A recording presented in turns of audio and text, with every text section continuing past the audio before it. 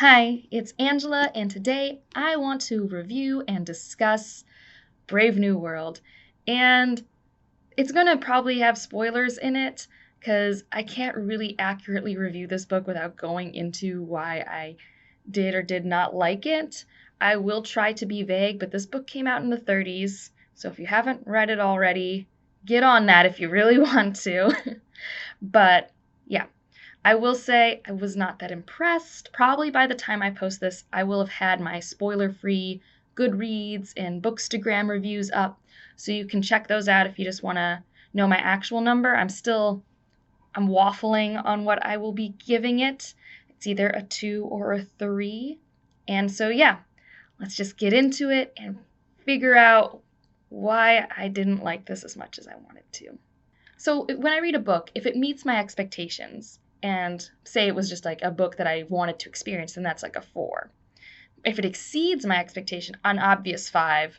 And if it was something I expected, but I obviously would love that. So like if I'm reading an epic fantasy and I'm expecting to be excited, and I am excited, that's a 5. This was a 3. This was like super average dystopian in that regard. But then if I go into my actual enjoyment of the book, was I enjoying what I was reading? Well, in some sense, I never was someone who was like, oh, I wish I was writing in my book to annotate. And I had my phone out, and every 3 or 4 chapters, I would write myself notes like complaining about these characters and the situation and this world. Like, I had some thoughts. So, in that sense, I guess that was enjoyable, but it was mostly me just complaining. And my boyfriend was really getting done with all of my thoughts. But when I think about enjoyment, and if I'm not enjoying something, I guess I look at characters, plot, world building, and writing style. Usually there's a deficit in one of those categories if I'm not enjoying something. So I don't always rate all of these categories, but I kind of think where was it missing the mark for me? And it turns out, as I was preparing for this video and writing all this down, it missed on everything. If I really think about it, the characters, could they have been more one-dimensional and kind of just like a shoehorn for whatever this plot, for whatever this meaning of this book should have been? I mean, Bernard could have been an interesting character. You meet him and you can tell he can like kind of see that he's in the Matrix, which is not what this is about. But he can see that the world isn't happy. It's not fulfilling. He does not fit in. That's a really cool start.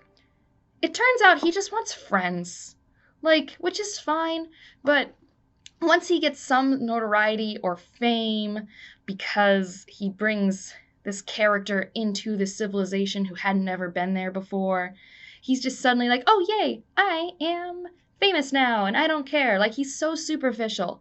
Like, nothing came of him in a plot there. You have a female character who really does nothing but kind of show how promiscuous this society is. That's it. She is interested in what they call the savage, who is someone who is just raised not in civilization. And that character, he was weird to me. I guess he was probably the most likable. But he made a decision at the end of the book that I'm like, but why? None of these characters felt like people. And they didn't even serve a plot, because there really wasn't a plot. They just kind of served maybe this agenda. You literally had a character who was just a megaphone, who just, I think, for a chapter talks about why society is the way it is. Like, I love data dumps, or what are they called? Info dumps in my books. But I don't like megaphoning. Like, that's just, ugh. Anyways, so characters. Plot.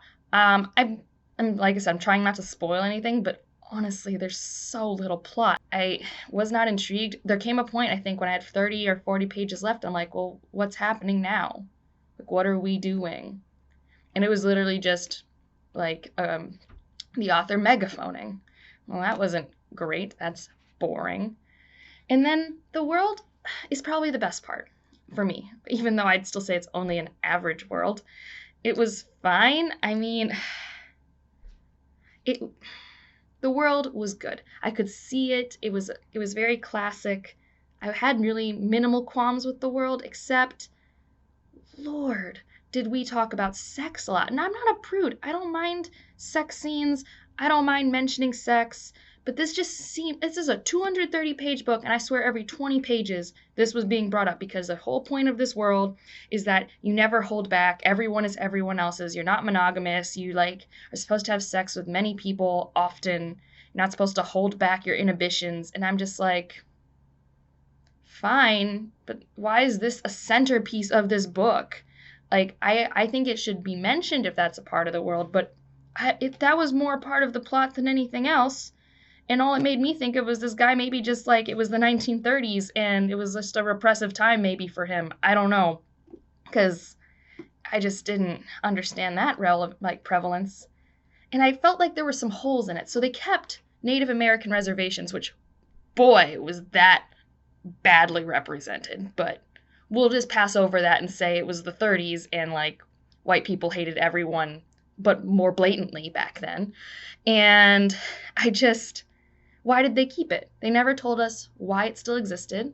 Like, if they're not a part of your civilization and your civilization doesn't need it, it should be gone. Like, that's my thought process. Why are you putting resources into keeping this thing around? Like, it was a very benevolent, overpowering, authoritarian thing that just like, I would expect, and maybe this is just me being evil, that if something didn't fit my mold, I would get rid of it.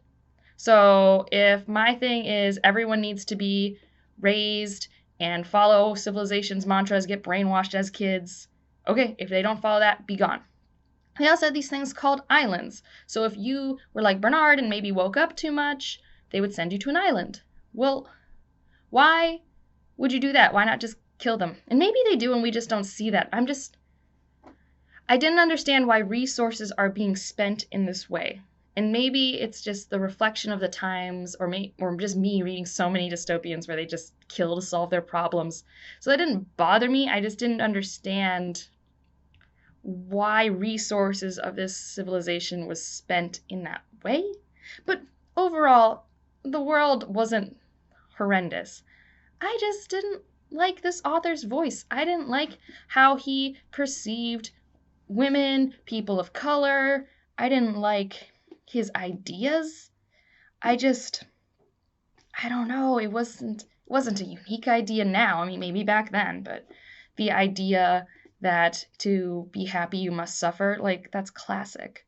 And he said, and prefaces should never be in books because I read them because they're at the start and I shouldn't because they only make sense if you've read the book or they spoil the book or then you learn what your author's thinking, which I don't want to know, but I read it. And he's like, the theme of Brave New World is not the advancement of science as such, it is the advancement of science as it affects human individuals. There was very little science in this book. Like, it's a science fiction, I would say. But the science is mainly just cloning and making people and then controlling them by brainwashing them.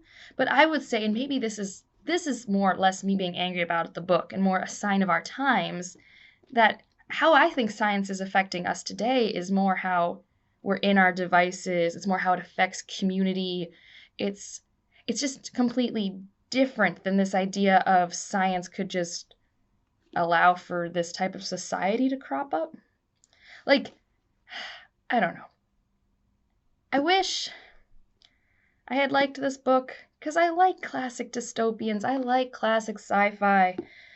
But this didn't even have my favorite trope of old science fiction books where everyone's smoking in the future, which is a weird trope that I like because it makes no sense now because no one would be smoking in the future because it would kill us. But